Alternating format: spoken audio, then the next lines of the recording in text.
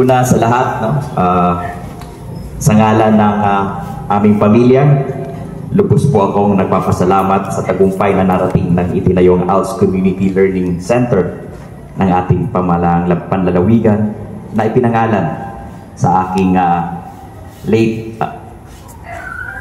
congressman, ang aking paboritong tiyuhin, Congressman Emil Ong.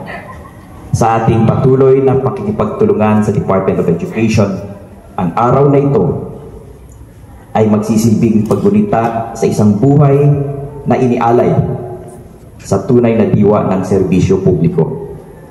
Ang pag-angat ng antas ng pamumuhay at edukasyon ng bawat Nortehano. Marami sa ating mga proyekto ngayon, lalo na sa larangan ng edukasyon, ay bunga ng kanyang mga naunang hakbang tungo sa paghubog ng mas maunlad na kinabukasan para sa ating lalawigan. Ang kanyang pangalan ay nanatiling nakaukit sa puso ng bawat Nortehanon na natulungan at nabigyan ng pag-asa dahil sa kanyang serbisyo.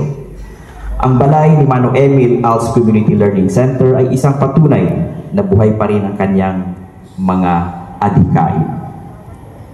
Ang pasilidad na ito ay sagisag ng patuloy na laban para sa pantay na oportunidad sa edukasyon, para sa mga kabataang hindi nakapagtapos, para sa mga working learners, at para sa mga magulang na nagnanais pang matuto.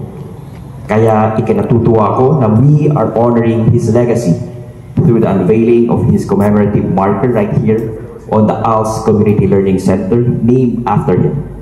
Lubos akong nagpapasalamat, of course, to our DepEd family, no? Kay STS Dr. Gaudencio Aljibe Jr., gayon din sa lokal na pamahalaan ng Pambuhan, sa pamumuno ni Mayor Owen Sherbo, sa ating mga barangay officials at sa mga mamamayan. Salamat sa pagtutulungan upang maisakatuparan ang proyektong ito. Bilang inyong gobernador, patuloy po natin isusulong ang mga programang magpapalakas sa edukasyon at kabuhayan. Sa ilalim ng ating development framework na service through HCO, health capacity building and climate resilience and opportunities, kasama ang ALS sa ating adhikain na palawakin ang capacity building at opportunities para sa lahat ng Nortehano. Naway magsilbing alaala at inspirasyon ang marker na ito upang ipagpatuloy ang kanyang mga nasimulan. Kaya't sa araw na ito, ating ipangako na ipagpapatuloy natin ang kanyang adhikain, isang lalawigan na may puso, may malasakit, at may pagkakaisa sa pag-abot ng pangarap ng bawat Nortehanon.